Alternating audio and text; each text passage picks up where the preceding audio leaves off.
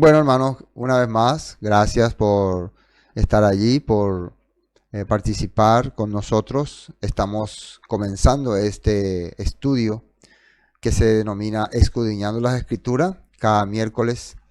Y hoy el tema que vamos a compartir es el tema de la ley según las Escrituras. Esa palabra ley nosotros sabemos que es una traducción de lo que en hebreo se denomina Torah. La palabra Torah, que nosotros ya bastante hemos visto que quiere decir instrucción, instrucción del Todopoderoso, instrucción de nuestro Creador. Eso es lo que entendemos por la palabra Torah. Y como estaba comentando, de estudiar este tema que es un tema que llevaría, ¿cómo se puede decir? Varios tomos o varias series. Se puede hacerlo una serie denominada la serie de la Torah y podemos tener más capítulos que Isaías. Porque tendríamos que enfocarnos casi en toda la escritura si queremos hablar acerca de lo que el Todopoderoso nos quiere hacer entender con sus instrucciones. Porque al final el objetivo por el cual nosotros estamos aprendiendo, estamos reuniéndonos, estamos congregando, estamos queriendo ser mejores personas, es gracias a la Torah de Yahweh, a la Torah del Todopoderoso. José, ¿recibiste algunas imágenes que te envié? Entonces, en cualquier momento lo vas a pasar.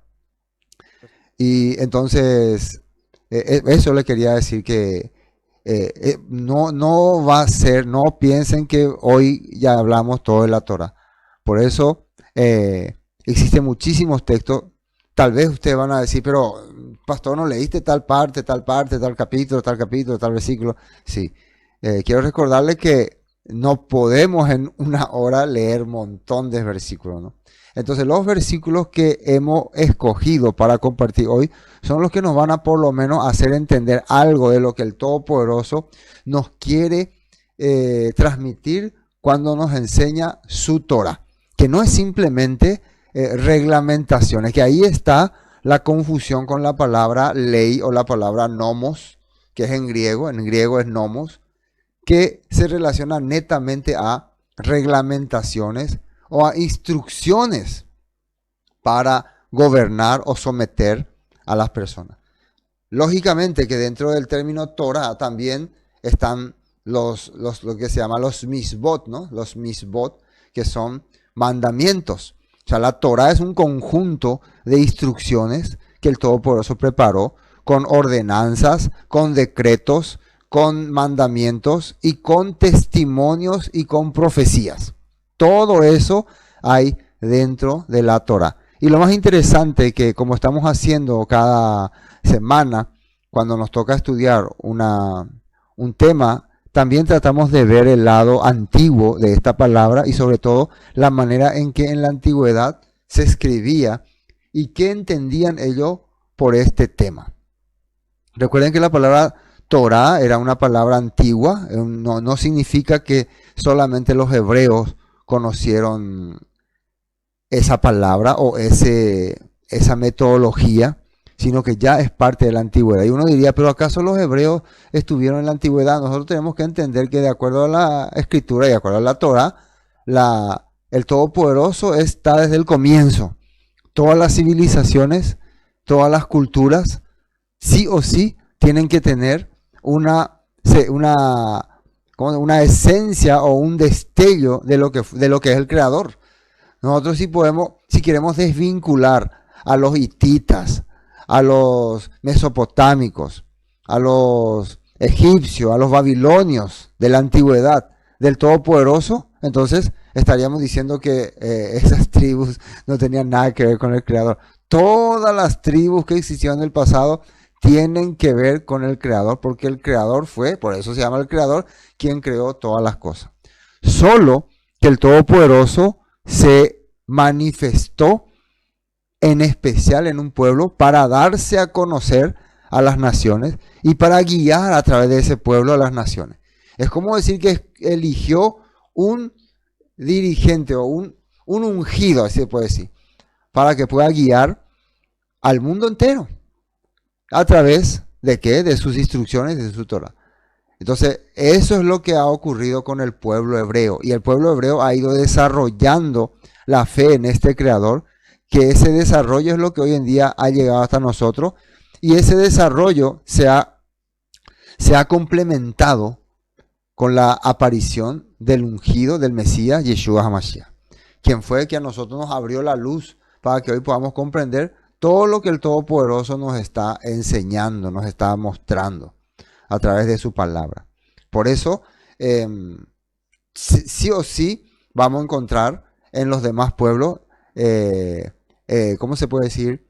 Destellos sería, o fragmentos que se relacionan con lo que después encontramos en la Torah. Esto les digo ya porque hay muchas personas que hacen entender que la Torah probablemente es solamente un conjunto de libros de pueblos antiguos y que no tiene nada que ver con el pueblo hebreo, o con culturas egipcias, o cultura mesopotámica, o cultura... Todas las culturas tienen relación con el Todopoderoso.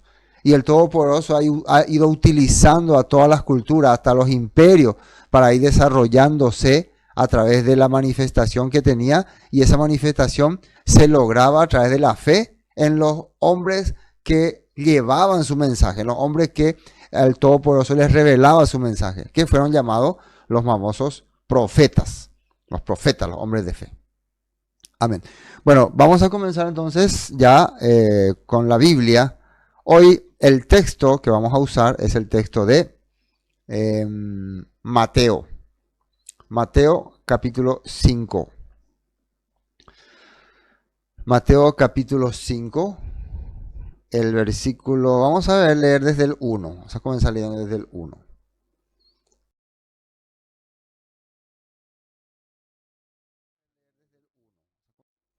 Para que podamos entender. Mateo 5, 1.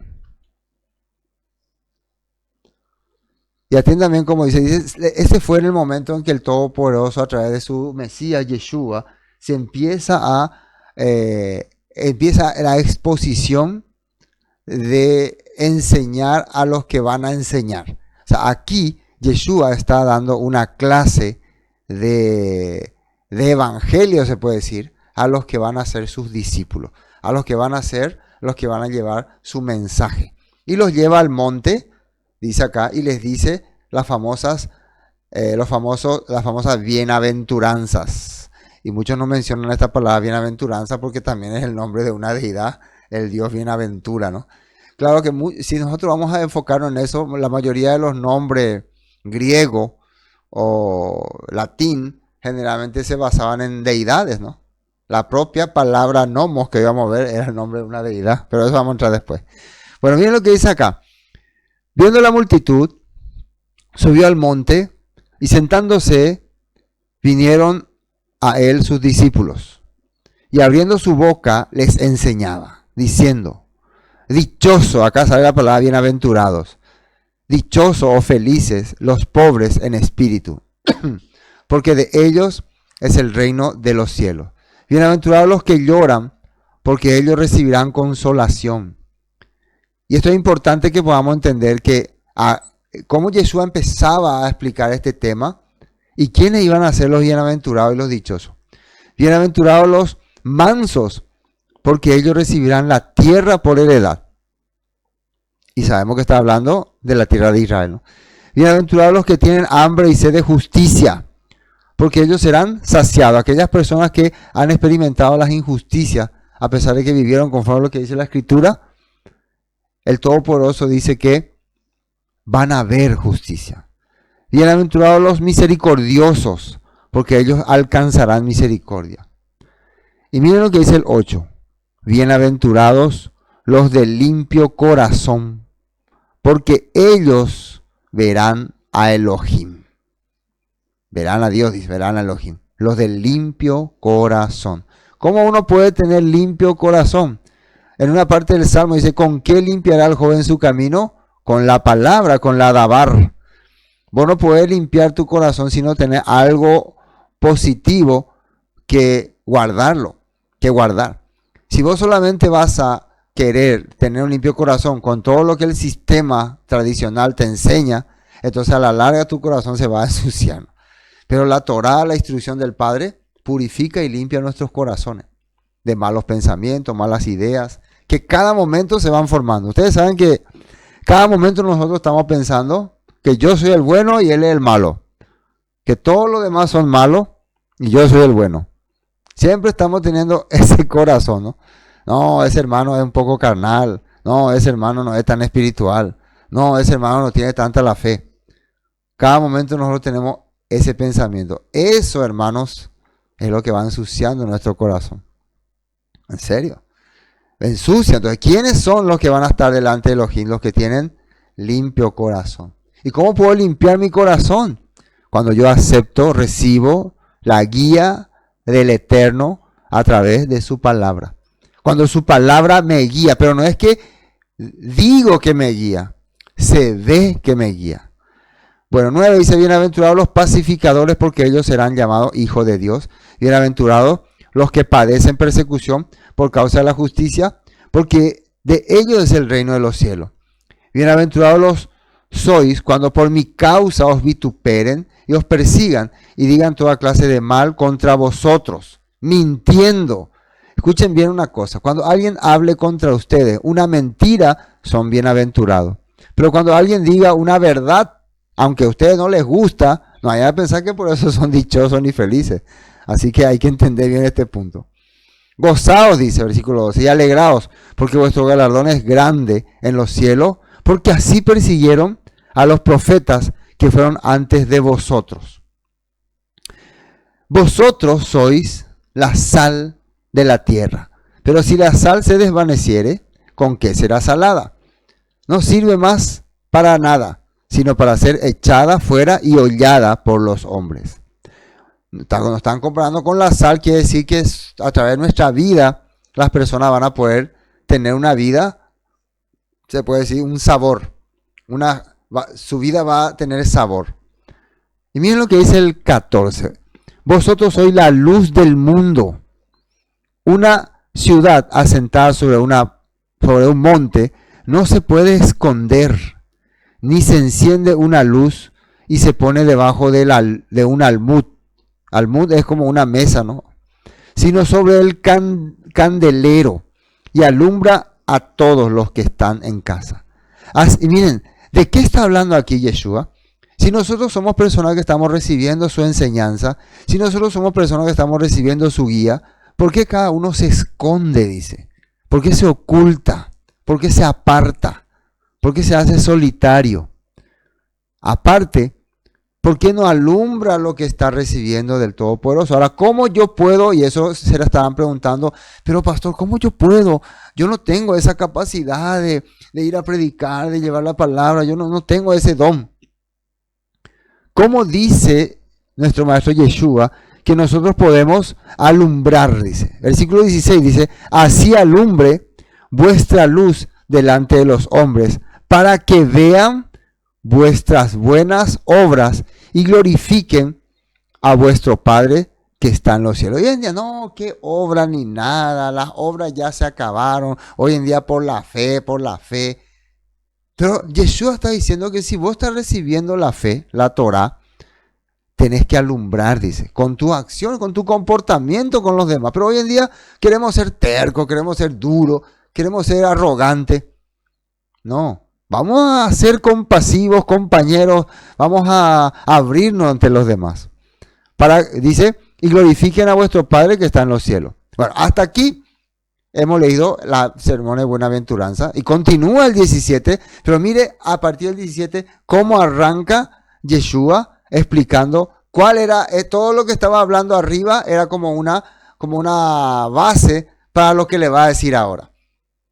Bienaventurado el que... el misericordioso, los mansos de corazón, los de limpio corazón, los que lloran, los que son pobres en espíritu, todos son dichosos, felices. ¿Pero por qué? Y ahí les dice, no piensen o no penséis, versículo 17, que he venido para abrogar la ley o los profetas. No he venido para abrogar, sino para cumplir. Y esta palabra abrogar es como cancelar o suspender. Y vamos a ver a partir de ahora la nota 17, y ahí vamos a entender lo que el maestro Yeshua nos quiere decir. nota 17. Mateo 5, 17, la Nueva Traducción Viviente dice, no, miren, justamente lo que hoy en día hacen las personas, mal entienden. No malinterpreten la razón por la cual he venido. No vine para abolir la ley, o sea, Torá, instrucciones de Moisés, o los escritos de los profetas. Yo no vine para abolir la Torá de Moisés ni los profetas. Lo que hoy en día muchas personas te dicen cada rato, no, el Antiguo Testamento ya pasó, hoy en día ya el Nuevo Testamento, el Padre nos quiere hablar con el Nuevo Testamento. El Todopoderoso, a través de su maestro, de su ungido Yeshua, está diciendo que Él no vino, su objetivo, el objetivo de su ministerio, no es clausurar ni suspender la Torá ni los profetas. Dice, al contrario, vine para cumplir sus propósitos. En otra versión dice, vine a darle la correcta interpretación. Igual que cumplir sus propósitos. Yo vine para que se pueda entender para qué el Padre nos dejó la Torá. O sea que vine es una forma de decir, me manifesté a ustedes. Mi ministerio, el ministerio que el Padre me dio, es darle a ustedes la correcta interpretación de la Torá de Yahweh. Y ahora veamos un poco, de acuerdo a unos datos que tenemos, ¿qué es la Torá?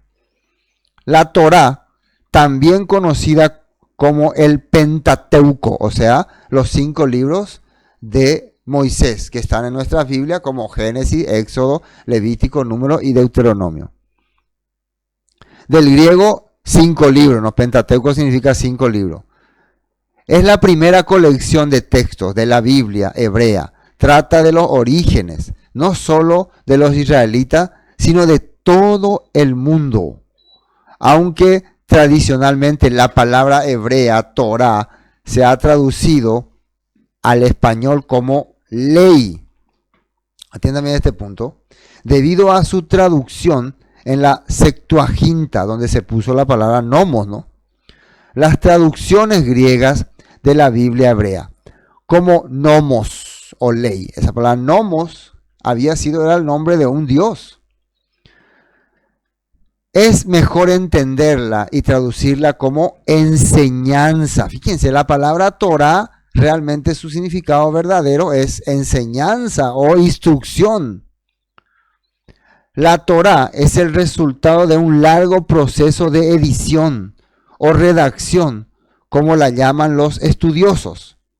Esto significa que no hay una fecha que se pueda señalar como fecha de redacción. Estamos hablando de el diseño y la textura, la confección de la Torah. Porque muchos confunden los relatos con la edición. La edición es cuando uno arregla, completa, le da orden literario. Por ejemplo, nosotros ahora que tenemos capítulos, versículos, todo eso. No vayan a pensar que eso empezó hace poco. Ya la Torah hace bastante tiempo que los profesionales en literatura o en conocimientos de escritura han dedicado toda su vida para que hoy en día nosotros podamos tener este libro en nuestras manos. Y han dedicado muchas veces con sus vidas, han pagado con sus vidas. En el caso de Isaías, de acuerdo a la tradición, él muere por proteger uno de los rollos de la Torah. ¿Qué tenemos en la Torah? El Génesis, Bereshit, en el principio. Dice. El primer movimiento se conoce como la historia primitiva, que cuenta la historia del mundo desde la creación hasta el llamado de Abraham. También, segunda parte, la historia de Abraham desde su llamado hasta su muerte. Es el ciclo de Jacob que narra la historia. La tercera parte, la historia de Jacob desde su nacimiento hasta los sueños de los hijos de José. Y la cuarta parte sería el ciclo de José, que narra la historia de José y sus hermanos. Esos son los puntos que se ven en el libro de Génesis. Ahora, ¿por qué se dividen estos puntos, en estas tomas? Y eso le voy a explicar más después de cómo se fue formando la Torah, cómo fue ganando forma. Vamos a leer Éxodo. Shemot dice, es nombres o vivencia. El Éxodo se puede dividir en 3 secciones generales. La liberación de Egipto, la entrega de la ley a Moisés en el Sinaí y el comienzo de los 40 años, una generación de peregrinación por el desierto. El tercer libro es Levítico o Vayikra, unión, ¿no? Unión. A diferencia del resto de la Torá, el Levítico contiene muy poco material narrativo, pero depende de la narración del Éxodo. En el Éxodo describe principalmente la construcción de los utensilios del culto, por ejemplo, el Arca de la Alianza. En el Levítico la atención se centra en la promulgación de culto, especialmente en la función de los levitas, que consiste en enseñar la distinción entre lo santo y lo común, y entre lo limpio y lo impuro. O sea, en Levítico nosotros tenemos todas las reglamentaciones sacerdotales y las actividades que tenían que hacer los levitas. Números, Bamidbar, ¿no? El desierto, su vivencia de ellos en el desierto. Hay 2 maneras de entender la estructura de número. En primer lugar, se puede considerar que su estructura es geográfica y que cada sección corresponde a un lugar concreto del peregrinaje por el desierto. El desierto del Sinaí, la tierra al este del río Jordán, también conocida como Transjordania, y la tierra de Moab.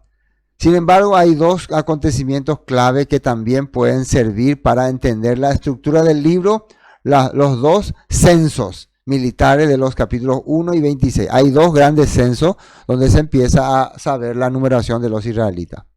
Y por último, Deuteronomio o Devarim o segunda.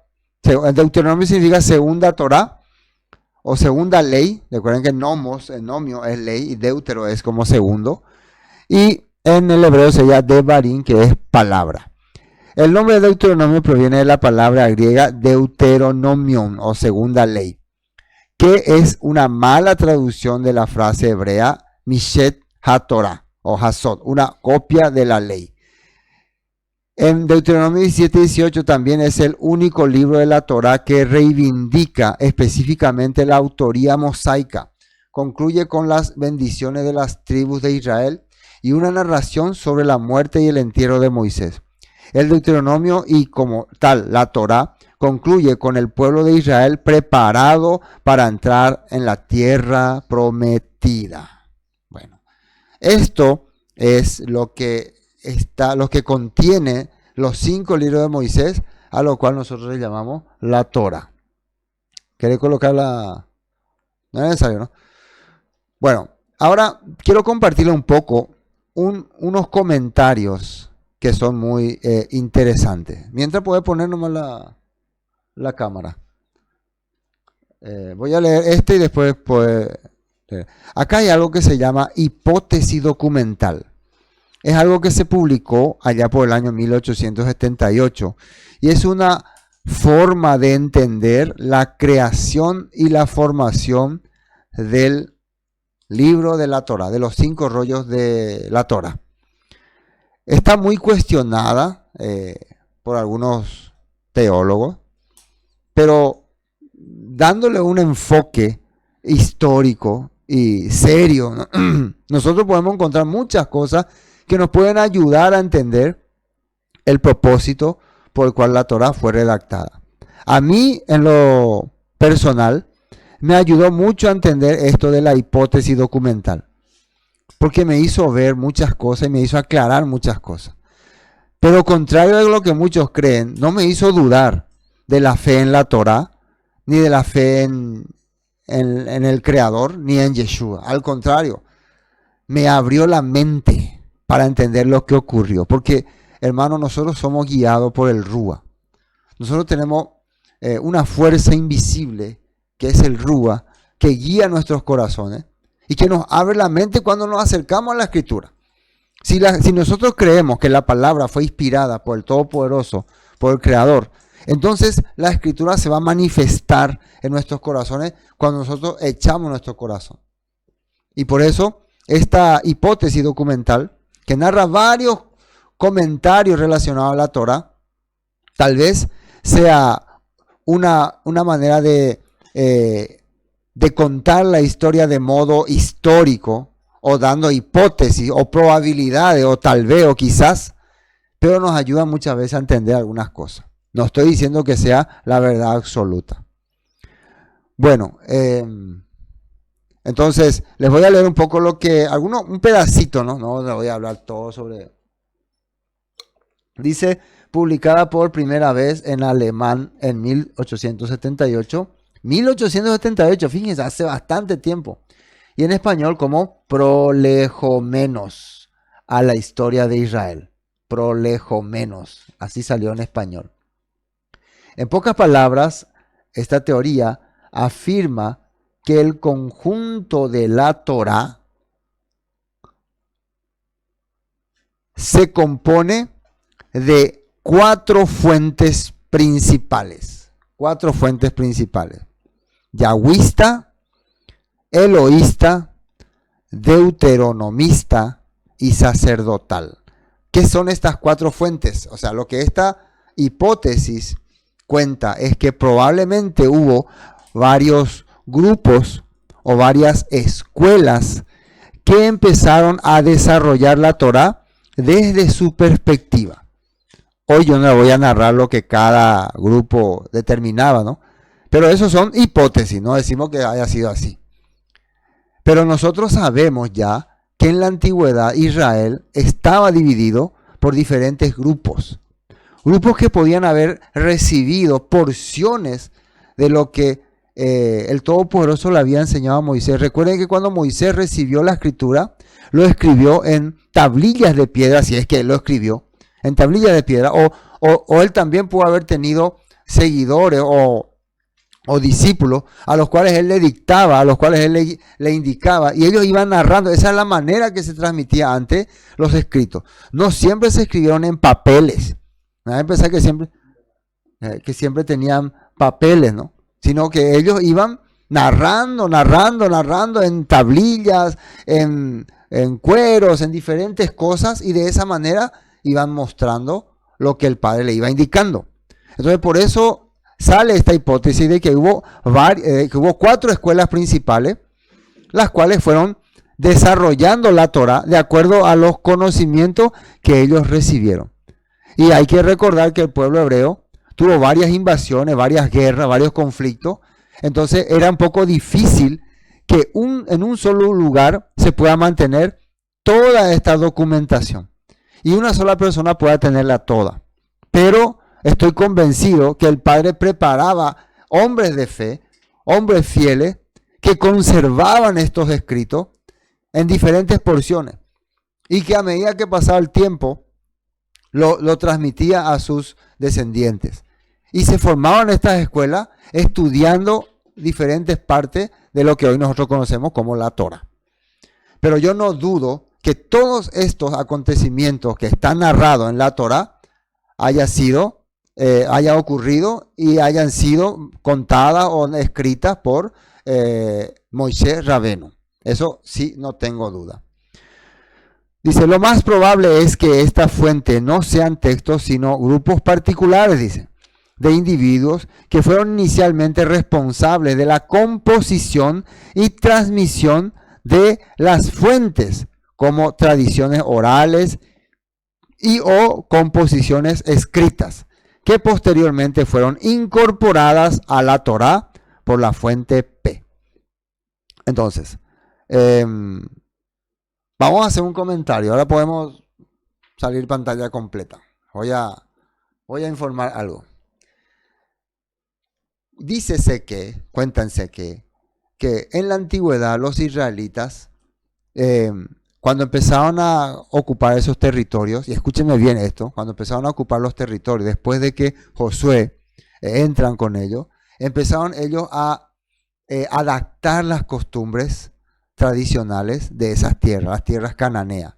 Entonces nosotros vemos que al principio los hebreos, cuando empiezan a vivir en Canaán, en vez de sujetarse o someterse a las leyes que están establecidas en la Torá que Moisés le había dado, ellos se asimilan a los cananeos. Entonces vemos una total corrupción en tiempo de Josué. Eso nosotros compartimos ya en el libro de Jueces. Entonces, ¿qué ocurría? Que ya que el pueblo se corrompía, inclusive vimos que hubo una guerra entre ellos, entre Benjamín y las demás tribus, entonces se empezaron a formar pequeños grupos. Recuerden que el Todopoderoso había establecido ciudades de refugio. Estas ciudades de refugio eran ciudades sacerdotales, donde los sacerdotes se iban a reunir para estudiar los escritos sagrados y para enseñar al pueblo. Pero como el pueblo estaba viviendo desenfrenado, poco a poco estos lugares se empezaron a convertir en un estilo de monasterios, un estilo de lugares apartados, alejados. Recuerden ustedes que una vez que hizo Saúl con uno de estos lugares, con la ciudad de Not, donde vivían puros sacerdotes, cuando él se sintió traicionado por los sacerdotes, se fue y los masacró, los asesinó a todos. Entonces este grupo de personas que eran sacerdotes o levitas o hombres de fe, empezaron a apartarse de las comunidades y empezaron solitariamente a guardar los textos que ellos consideraban sagrados o que habían aprendido de sus ancestros. En esos textos probablemente estaban los escritos que narran la historia de lo que ocurrió en Éxodo, lo que ocurrió en Números, pero no estaba todo en un solo rollo como hoy nosotros lo conocemos. Y era imposible que esté así. Imagínense, si escribían en tablillas de barro, tendríamos que tener casi, no sé, una habitación de tablilla. Pero eso se iban guardando algunas pequeñas partes en tablilla y otras en la mente.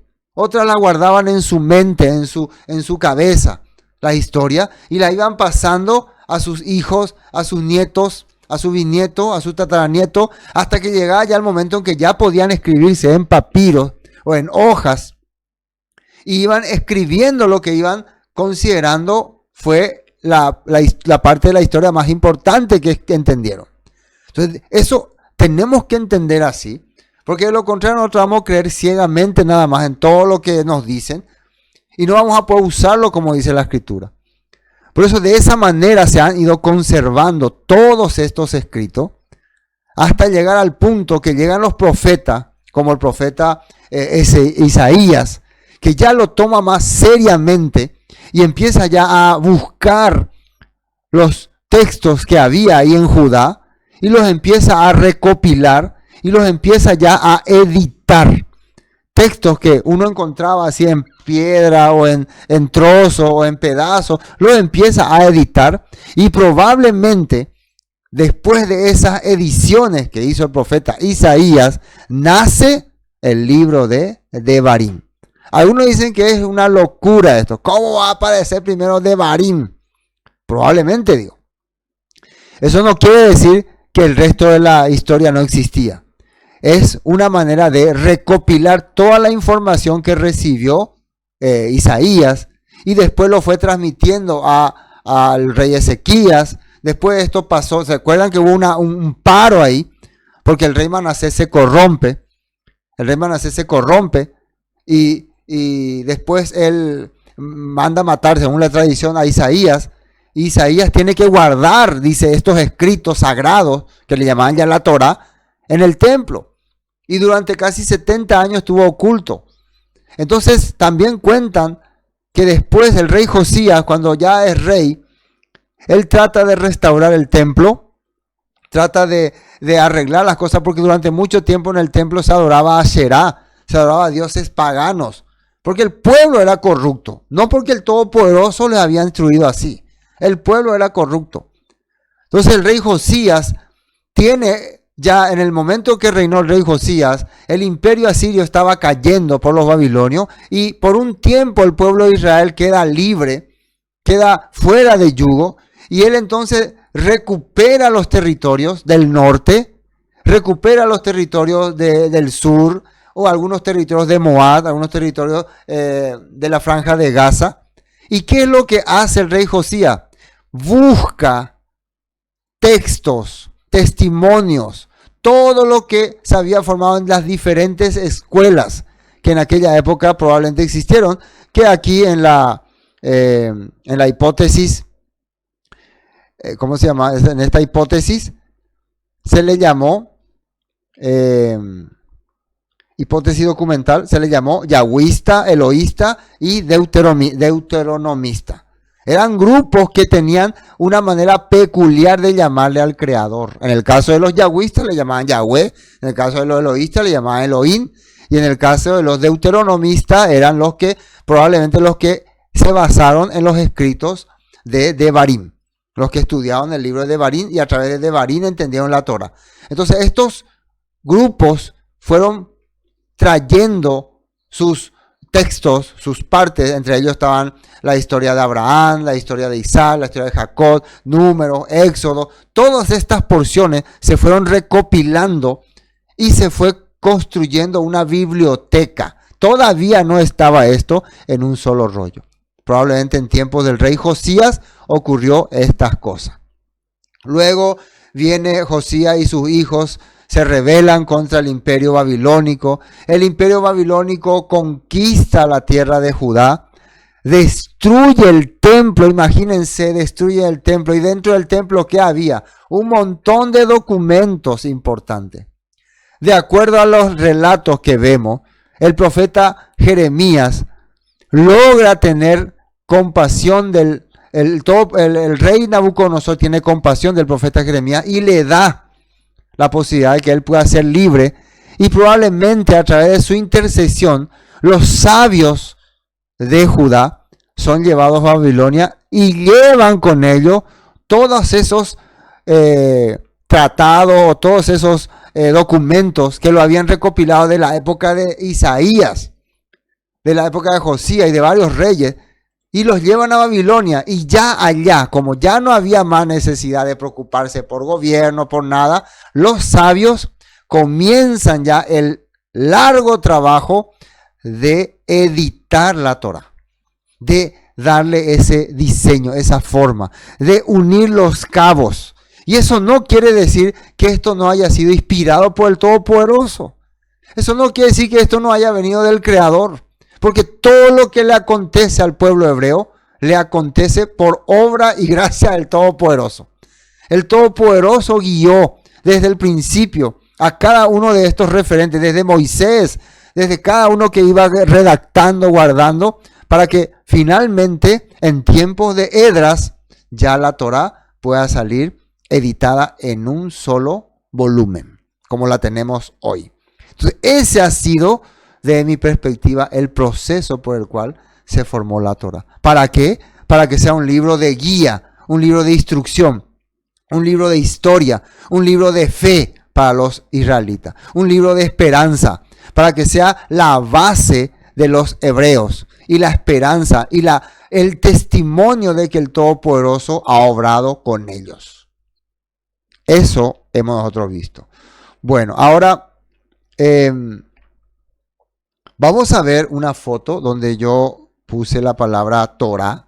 Vamos a ver la foto y vamos a analizar un poco. Fíjense en la antigüedad cómo escribían ellos la palabra Torah. La palabra Torah se usaba desde la antigüedad, sí, que significaba darle al blanco. Era una palabra que se usaba cuando un papá le enseñaba a su hijo a tirar la flecha o a defenderse. Y si el hijo no aprendía bien, entonces el hijo perdía, ¿no? Porque si vos no aprendes bien a darle el blanco, cuando tenés una guerra contra tu enemigo, y si vos no le das el blanco, entonces te van a dar a vos.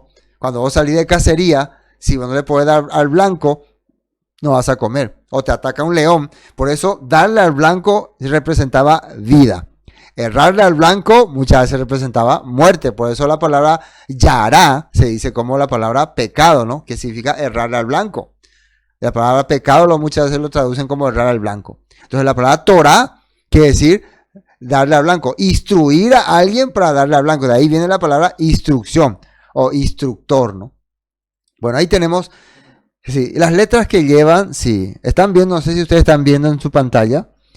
Las letras que lleva son las letras Bat, la letra Tat, perdón, la letra Tat, que parece una T, y esa letra tiene, ahí está, el significado de señal o pacto, la letra Tat.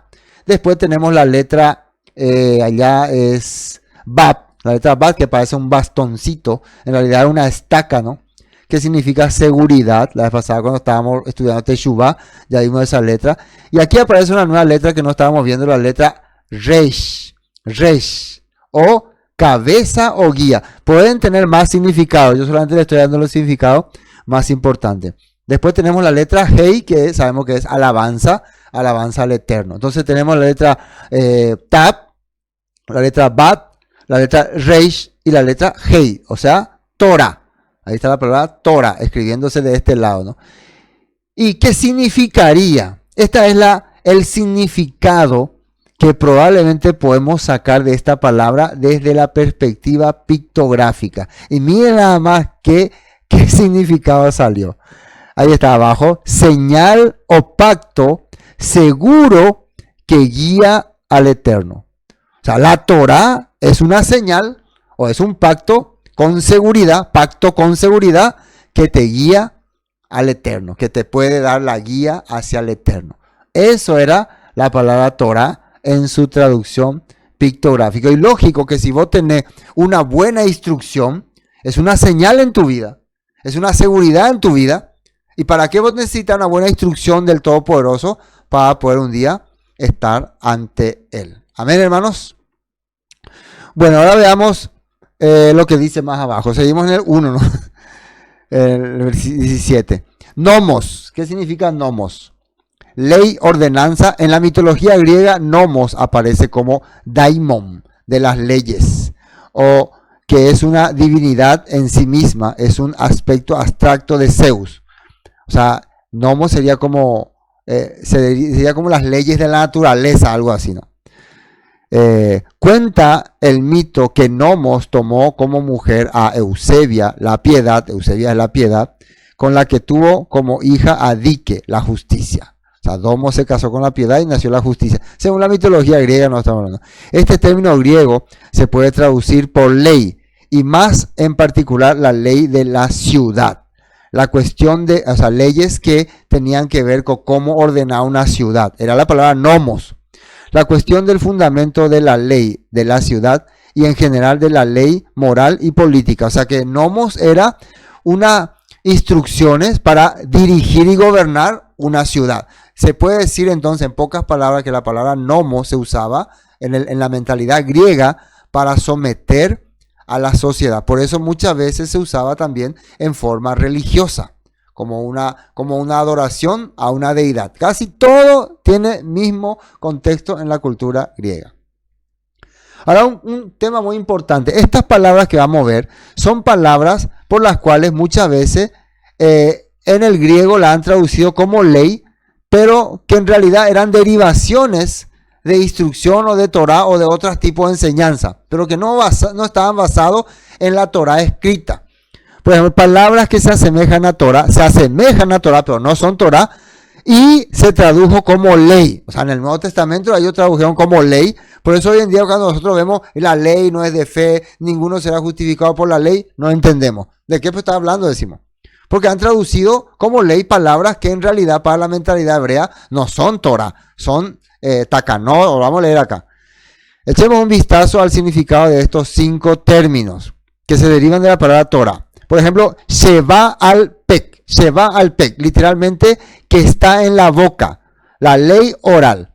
Son aquellas supuestas leyes, estatutos e interpretaciones legales que no fueron registrados en los 5 libros de Moshe. Fíjense, estas leyes orales, Sheva al Pek, no están registradas en la Torah, pero en el Nuevo Testamento se traduce como ley. Entonces muchas veces ahí se confunden. Son, por ejemplo, las tradiciones, las obras de la ley, ¿no? Las tradiciones de hombre que dice Yeshua. Después, Maasim. Esta palabra se traduce como obras, pero dentro del contexto de alajá judía, o sea, interpretación de la Torah. Las interpretaciones también, o malajim, eran interpretaciones. Pero también en el Brit Hadashah, en el Nuevo Testamento, se traduce como ley. Takanos. Cuando los Maashim se tornan costumbres y prácticas con el transcurrir de los años obtienen un carácter legislativo para la nación judía. Finalmente se transforma en Takanot takanak o takanok, plural. Es decir, mandamientos que se originan de una tradición. Esta palabra takanot o tradiciones también muchas veces está traducida como ley. Ahora lo entendemos cuando Pablo decía nadie será justificado por la ley no es de fe. Y muchas de esas cosas que muchas veces no comprendemos. Muksek o masek es una palabra hebrea que significa separado o apartado. Se refiere a ciertas leyes creadas por los rabinos sobre artículos que aunque se puedan tocar no pueden mover o manipularse durante el Shabbat. Bueno, estas cosas queríamos hablar para comenzar este punto. Entonces, vemos entonces el primer punto, que no penséis que he venido a abrogar la ley o los profetas. No he venido para abrogar, sino para cumplir. Versículo 18. Porque de cierto, esto son palabras de Yeshua, os digo que hasta que pasen el cielo y la tierra, ni una jota, ni una tilde pasará de la ley hasta que todo se haya cumplido. Yeshua está diciendo que la Torah no va a pasar. Vamos a la nota 18. Promesas para Abraham. Cuando Yeshua dice que la Torah no va a pasar, que todo se va a cumplir, es porque está hablando que dentro de la Torah hay promesas, hay mandamientos, hay profecías.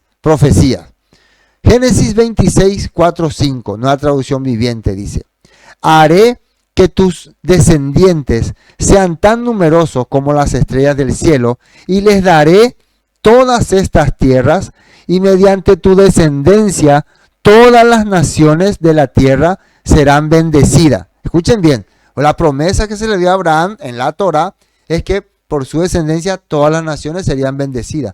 Por eso Yeshua dice hasta que todo sea cumplido. Una de las cosas que tiene que cumplirse es que las naciones tienen que ser bendecidas. Yo haré esto porque Abraham, y atiendan por qué va a hacer esto, porque Abraham me escuchó y obedeció todos mis requisitos, mandato, decreto e instrucciones. O sea, Abraham siguió la Torah que el Todopoderoso le había encargado. La Torah que en ese momento era la Torah que el Todopoderoso le daba. Éxodo 12, 17. En cada libro vamos a mirar una promesa. Las fiestas del Eterno celebren el festival de los panes sin levadura, porque les recordará que este mismo día yo saqué a sus grandes multitudes de la tierra de Egipto. Ese festival será para ustedes una Torah, o instrucción o ley perpetua. Celebren ese día de generación en generación. O sea, una de las cosas que iba a quedar como para recordarnos que somos parte de la promesa son las festividades, son las Moedim. Las que hoy en día muchos hermanos la toman como cualquier cosa. No, Moedim, no, hermano, es parte de la Torah. Por eso está acá en una promesa. Éxodo 12, 24. Recuerden que estas instrucciones son una ley perpetua que ustedes y sus descendientes deberán obedecer para siempre. Refiriéndose a las fiestas bíblicas. Las fiestas bíblicas son los que nos hacen recordar que nosotros fuimos liberados de la esclavitud y somos parte de un pueblo escogido y parte de una promesa. Levítico 16, 34. Acá también hay una profecía. El día del perdón es una ley, Torah, perpetua para ustedes, a fin de purificar al pueblo de Israel de sus pecados, haciéndolos justos ante el Eterno una vez cada año. Moisés siguió todas estas instrucciones exactamente como el Eterno se lo había ordenado. Y acá aparece el famoso día de Yom Kippur, el día más sagrado del año, que está en la Torah y que el Todopoderoso nos dio como promesa de que nos iba a hacer justo cada vez que nos acercábamos a Él. Y es una palabra que se cumple a través de la obra de nuestro Maestro Yeshua. Número 19, 21, la vaca roja. La vaca roja era también una forma de purificar los pecados que cometerían. Esto es interesante. Eso se hacía para guardar un agua.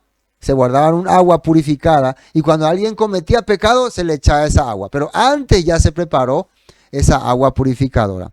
Dice, esta será una ley perpetua para el pueblo, aquellos que rocíen el agua de la purificación deben lavar su ropa después de hacerlo, y todo el que toque el agua usada para la purificación quedará contaminado hasta el anochecer. Esto está en Números 19, 21. Y finalmente Deuteronomio 6, vamos a leer de 1 al 7. Guía de vida, mandamiento más importante. Estos son los mandatos, los decretos y las ordenanzas que el Eterno tu Elohim me encargó que te enseñara. Obedécelos cuando llegues a la tierra, donde estás a punto de entrar y que vas a poseer. Tú, tus hijos y tus nietos teman al Eterno su Elohim durante toda la vida. Si obedeces todos los decretos y los mandatos del Eterno, disfrutarás de una larga vida. Escucha con atención, pueblo de Israel, y asegúrate de obedecer. Entonces todo te saldrá bien y tendrás muchos hijos en la tierra donde fluyen la leche y la miel, tal como el Eterno tu Elohim de tus antepasados, Elohim de tu pasado te prometió. Escucha, Israel, el Eterno nuestro Elohim solamente es el Eterno, o sea, uno es. Ama al Eterno tu Elohim con todo tu corazón, con toda tu alma y con toda tu fuerza. Debes comprometerte con todo tu ser a cumplir cada uno de estos mandatos que hoy te entrego. Repítelos a tus hijos una y otra vez. Habla de ellos en tus conversaciones, cuando estés en tu casa, cuando vayas por el camino, cuando te acuestes y cuando te levantes. Esto está diciendo el libro de Devarim. Y finalmente acá, esta otra promesa. Recuerden que esto de todo lo que Yeshua dijo, todo lo que dice la Torah se tiene que cumplir. Eclesiastés 12:12. Atiéndame lo que dice acá. Pero ahora, hijo mío, déjame darte un consejo más. Ten cuidado porque escribir libros es algo que nunca termina. Entiendan bien. Y estudiar mucho te agota. Bueno, cierto, yo estoy agotado. Estudiar mucho te agota. Aquí culmina el relato. Mi conclusión final es la siguiente. Teme a Elohim y obedece sus mandatos, porque ese es el deber que tenemos todos. Elohim no juzgará por cada cosa que hagamos, incluso lo que hayamos hecho en secreto, sea bueno o sea malo. Nos juzgará, no juzgará, nos juzgará. Entonces, una cosa importante que decía este relator de Eclesiastés es que temamos al Eterno y guardemos sus mandamientos. A pesar de que se pueden escribir todos los libros y pueden haber todas las teorías y todas las doctrinas, ese es el resultado final de lo cual el Padre nos quiere ver. Bueno, continuemos abajo, tenemos un poquito más. 19, Mateo 5:19. De manera que cualquiera que quebrante uno de estos mandamientos y así enseña a los hombres, muy pequeño será llamado en el reino de los cielos. Fíjense lo que dice Yeshua. El que quebrante y el que enseña a quebrantarlo. Mas cualquiera que los haga y los enseñe, este será llamado grande en el reino de los cielos. Vamos a ver la nota 19. En la Nueva Traducción Viviente dice así. Entonces, si no hacen caso al más insignificante mandamiento, Yeshua está hablando, hermano, Yeshua, y les enseñan a los demás a hacer lo mismo, serán llamados los más insignificantes en el reino del cielo. Pero el que obedece las leyes de Elohim y las enseña será llamado grande en el reino del cielo. El que obedece las leyes y las enseña. ¿Qué estamos haciendo nosotros? Estamos tratando de obedecer y las estamos enseñando. Primero tratamos de obedecer y después las tratamos de enseñar. Deuteronomio 33:10. Fíjese lo que dice aquí. Ellos enseñarán tus ordenanzas a Jacob y dan tus instrucciones a Israel. Ofrecen incienso delante de ti y presentan ofrendas quemadas enteras sobre el altar, refiriéndose a enseñar los mandamientos. Y miren lo que Josué recibió como ordenanza, ni bien había muerto Moisés y él estaba a punto de entrar a la tierra prometida. Josué, Yehoshua 1:6. Sé fuerte y valiente, porque tú serás quien guíe a este pueblo para que tome posesión de toda la tierra, que juré a sus antepasados que les daría. Sé fuerte y muy valiente. Ten cuidado de obedecer todas las instrucciones que Moisés te dio. No te desvíes de ella ni a derecha ni a izquierda. Entonces te irá bien en todo lo que hagas. Estudia constantemente este libro de la instrucción, medita en él de día y de noche para asegurarte de obedecer todo lo que allí está escrito. Solamente entonces prosperarás y te irá bien en todo lo que hagas. Esto era palabra del Eterno para Josué. La bendición y la esperanza estaba en seguir las instrucciones del Padre. Miren lo que escribió acá en Esdras 7:10, ya en tiempos de la restauración. Así fue porque Esdras había decidido estudiar y obedecer la ley del Eterno, y ¿qué dice ahí? Y enseñar sus decretos y ordenanzas al pueblo de Israel. Salmo 119:27. Miren lo que escribe el salmista. Ayúdame a comprender el significado de tus mandamientos y meditaré en tus maravillosas obras. Ayúdame a comprender el significado de tus mandamientos y meditaré en tus maravillosas obras. Muchísimos textos tenemos aquí. Y finalmente el 19, vamos a ver el 19, que dice acá: de manera que cualquiera que quebrante uno de estos mandamientos, muy pequeño, y así enseña a los hombres, esto ya leímos, ¿no? 20 era ahora, 20. Porque os digo que si vuestra justicia no fuere mayor que la de los escribas y fariseos, ¿qué dice ahí? No entrar, perdón, se me fue. Si vuestra justicia, atiéndame no fuera mayor que la de los escribas y fariseos, no entraréis en el reino de los cielos. Y ahora yo quiero saber cuál es la justicia de los escribas y fariseos y cuál es la justicia mayor. Siempre a mí me decían que los fariseos enseñaban la ley, la Torá, los mandamientos, y que yo tengo que tener una justicia mayor. Entonces, ¿cuál sería la justicia mayor? A mí me decían que era, y la fe en Cristo, hermano. Si vos tenés la fe en Cristo, tu justicia es mayor. Pero será eso lo que Cristo me enseñó, porque más arriba él estaba diciendo, arriba que él estaba diciendo, no estaba diciendo eso, estaba diciendo que el que enseña la Torá será grande, y el que menosprecia la Torá será menos. Así que no puede ser eso lo que se estaría explicando acá. Pero veamos la nota 20, nota 20. Mateo 22:29, nueva traducción viviente. Jesús contestó: el error de ustedes es que no conocen las escrituras y no conocen el poder de Elohim. El contexto de es cuando le preguntaban sobre la resurrección. Ustedes pueden buscar el capítulo 22 y lean todo ahí el contexto.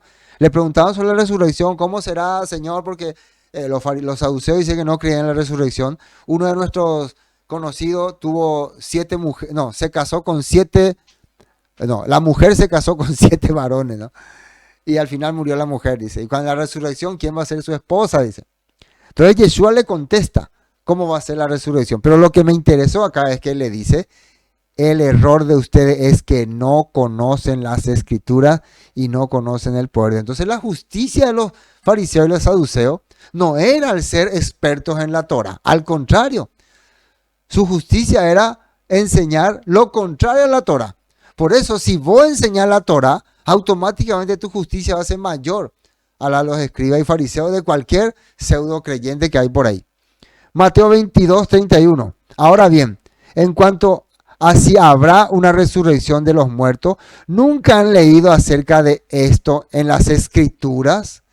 Mucho después de que Abraham, Isaac y Jacob murieran, Dios dijo, bueno, dice ahí que yo soy el Elohim de Abraham, el Elohim de Isaac, y Dios no es el Elohim de vivo. Pero lo que me llamó la atención otra vez acá, que no han leído las escrituras. O sea, una vez más, Yeshua le está haciendo entender, ustedes no conocen la Torah. Ustedes no conocen la instrucción del Padre. Ustedes no están viviendo conforme a la justicia de Dios. Mateo 19:3. Unos fariseos se acercaron y trataron de tenderle una trampa con la siguiente pregunta: ¿se permite que un hombre se divorcie de su esposa por cualquier motivo? Y el 19:4, Yeshua le respondió: no han leído otra vez, no han leído las escrituras una vez más, ¿no? No han leído la Torá. Allí está escrito que desde el principio Elohim los hizo hombre y mujer. O sea, le está leyendo el Génesis. Le está contradiciendo porque ellos se acercan con su manera de pensar y Yeshua les refuta con la Torá. Mateo 19:7. Entonces preguntaron, ¿por qué dice Moisés en la ley que un hombre podría darle a su esposa un aviso de divorcio por escrito y despedirla? Bueno, acá ya le encaran un texto que dice, podía darle por cualquier motivo.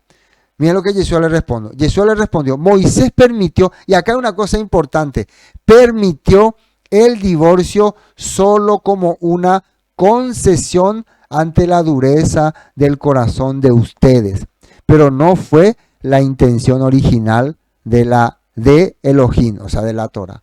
Hermano, esto es una cosa que yo ya expliqué cuando expliqué el Evangelio. No todo lo que está escrito en la Torah es para que la apliquemos estrictamente como está ahí. Muchos de los mandatos y ordenanzas que fueron hechas eran para ese pueblo que vivía en aquel tiempo. Nosotros podemos tener una enseñanza, una reflexión sobre eso, pero no para la que la apliquemos. Por ejemplo, hay uno que si tu hijo es contumaz y rebelde, sacarle afuera y apedrearle, dice. ¿Quién va a hacer eso con su hijo rebelde? Pero en aquella época esa era la tendencia, esa era la manera de guiar, de disciplinar. No sabemos si aconteció. Por eso es importante que uno analice muy bien cuando algunos quieren ser extremistas y quieren usar, en vez de Torah, nomos, en vez de instruir, quieren someter a las personas con reglamentos y con leyes y con, no, porque la Torah, se convierte entonces en nomos, en una ordenanza para dominar, para someter. Eso no era la Torah. Y Jesús está explicando acá. Aunque ellos le sacaron un decreto donde Moisés le daba carta de divorcio, Yeshua, ese no era el plan del Padre, pero eran duros de corazón y por eso les dio en aquel momento ese reglamento. Marcos 7:3. Porque los fariseos y todos los judíos, aferrándose a la tradición de los ancianos, si muchas veces no se lavan las manos, no comen. Fíjense que acá está diciendo que los fariseos se aferraban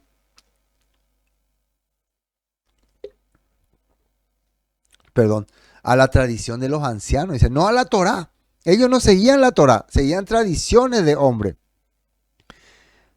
Si muchas veces no se lavan las manos, no comen, dice. Y Marcos 7:5 dice, le preguntaron pues los fariseos y los escribas, ¿por qué tus discípulos no andan conforme a la tradición de los ancianos, sino que comen pan con manos inmundas? Respondiendo él les dijo, hipócrita, bien profetizó de vosotros Isaías, como está escrito, este pueblo de labio me honra, mas su corazón está lejos de mí. Pues en vano me honran, enseñando como doctrina mandamiento de hombre. Y miren lo que dice el 8, porque dejando la misbó, el mandamiento de Elohim, o aferráis a las tradiciones de los hombres, a las takanot. ¿Se acuerdan de las takanot? Tradiciones de los hombres, que también muchas veces en alguna versión le llaman ley.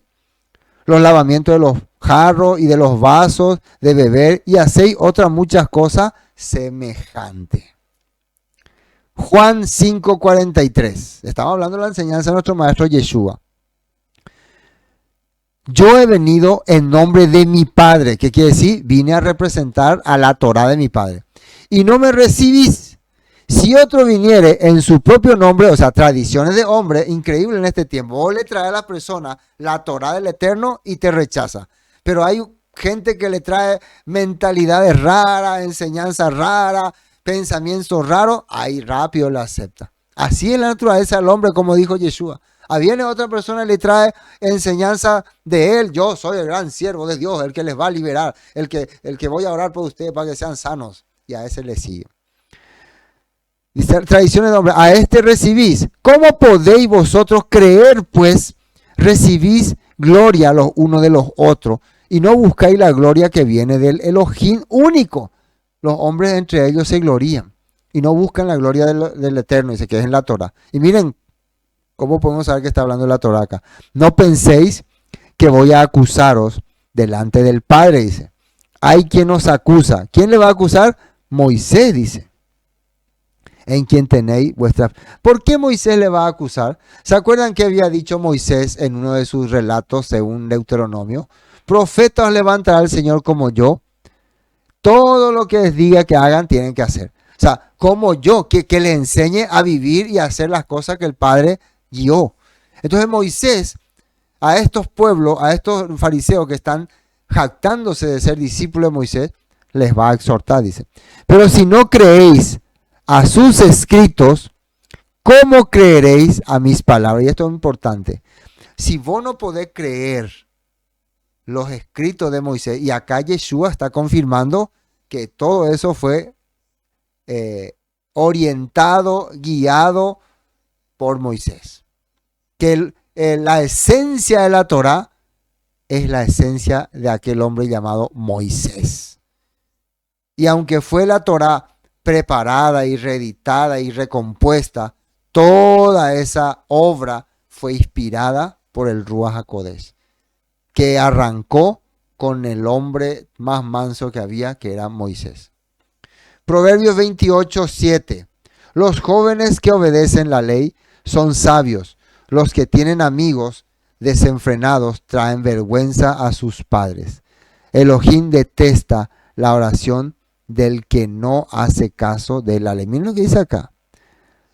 Elohim, no es mi palabra, detesta la oración del que no hace caso a la ley. Y este texto quería compartir con ustedes. Mateo 7:21. Dice Mateo 7:21, no todo el que me dice Señor, Señor entrará en el reino de los cielos, sino el que hace la voluntad de mi Padre que está en los cielos. Muchos me dirán aquel día, Señor, Señor, no profetizamos, atiéndame en tu nombre, y no echamos fuera demonios. Hoy lo que mucha gente hace, profetizan y echan fuera demonios. Y en tu nombre dice, hicimos muchos milagros. Usaron el estilo de vida de Yeshua para hacer muchos milagros.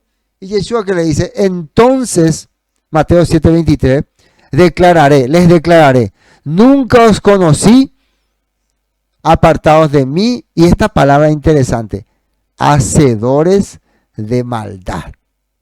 Maldad es la palabra anomía. Anomía significa opositores a la ley o Torah. Ilegalidad, es decir, violación de la ley o generalmente maldad, impiedad, infracción, infringir la ley, iniquidad, maldad, transgresión. Todo esto es la palabra anomía, o sea, o contrario a la ley. Entonces acá le está diciendo, ustedes a pesar de que echaron demonios, fueron opositores a la Torá. Prácticamente el 80% de la cristiandad de hoy es opositor a la Torá. Opositor a todas las cosas que establece, las promesas que están en la Escritura. Quiero mostrarle, Josué, un texto que está, este texto de Mateo, cómo ahí aparece la palabra anomía. No, foto, una foto. Ahí le va a mostrar en la Biblia interlineal la palabra anomía. Ahí está. Si ustedes pueden ver ahí está escrito este texto de Mateo 7. Mateo, a ver, me abrí la pantalla más grande. Ahí está. Mateo 7:23, Reina Valera. Entonces les declararé, nunca os conocí, apartados de mí, hacedores de maldad. Allá ustedes ven todo esto, está en griego, y ahí donde está encerrado en círculo, ahí está la palabra maldad o anomía. Fíjense que ahí abajo ese traductor le dice violadores, ahí dice, ¿no? No, violación de la ley. O la palabra anomía. Anomía es opuesto, ¿no? A es opuesto, igual que ateo, ¿no? Y nomía es, ¿cómo se dice? Ley. Ley o opósito a la ley. Bueno, entonces, cuando alguien te dice no seas malo, te está diciendo no transgredas la ley. Cuando te dicen sos malo, vive una vida de malo, es porque sos un transgresor de la ley. Bueno, vamos a terminar. Nos queda un texto más. Santiago 4:10. Dice, humíllense delante del Eterno y Él los levantará con honor.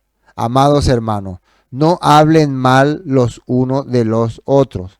Si se critican y se juzgan entre ustedes, entonces critican y juzgan la Torá de Elohim. En cambio, le corresponde obedecer la Torá, no hacer la función de jueces. Solo Elohim, quien ha dado la Torá, es el juez. Solamente Él tiene el poder para salvar o destruir. Entonces, ¿qué derecho tienes tú para juzgar a tu prójimo? Y es una palabra muy fuerte, pero existe esa persona que solamente ve los defectos de otra persona. Y sí, muchas veces nosotros, en vez de guiar o ser instructores, somos jueces. Solamente queremos emitir juicios. Es fácil, ¿no?, emitir juicio por una persona que vos no te vas a encargar de su vida. Nosotros sabemos que cuando vos vas a guiar a una persona, difícilmente le querés juzgar, porque vos vas a ser responsable de lo que le pase. Pero las personas que solamente tiran juicio, ustedes son así, porque después no le va a importar la reacción de esa persona, el corazón de esa persona, si se molesta o no se molesta, si se va apartando de Dios, no, porque él ya tiró su veneno. Eso la Biblia nos está explicando. Pero nosotros podemos ser instructores, podemos enseñar y podemos ser luz por nuestras buenas obras. Entonces las personas van a venir a nosotros, van a seguir el ejemplo de vida que les mostramos. Primera de Juan 3:4 dice: todo aquel que comete pecado infringe también la ley, pues el pecado es infracción de la ley. Con este tema hemos concluido. Entonces, hermanos, la ley, la Torá, las instrucciones del Todopoderoso son palabras que nos trae esperanza en nuestra vida, que guían nuestra vida, que nos levantan como persona en la sociedad. Una persona que es conocida por no robar, no mentir, son personas que tienen punto en la sociedad. Y ese es el estilo de vida que el Todopoderoso preparó para nosotros a través de su reglamento. Claro, existen muchas leyes que muchas veces atentan contra una persona o contra la voluntad de Dios. Y por esas leyes, por esos mandatos que se había establecido en la antigüedad, es lo que el apóstol Pablo dice, que nadie será justificado. Ahí dice, y que por la gracia es esto que nosotros estamos recibiendo, la posibilidad de aprender la palabra del Eterno como Él manifiesta, la posibilidad de entender a través de la Escritura el poder de su rúa en nuestro corazón. Esa es la gracia. Eso es ser salvo por la gracia. Amén. Entonces, muy agradecido una vez más con ustedes por haber compartido con nosotros creo que ya es el cuarto capítulo, ¿no?, que denominamos la Torá o la ley de acuerdo a las Escrituras. Nos vemos el próximo miércoles, ¿no?, la próxima semana, con otro estudio escudriñando la Escritura. No se pierdan. Shalom.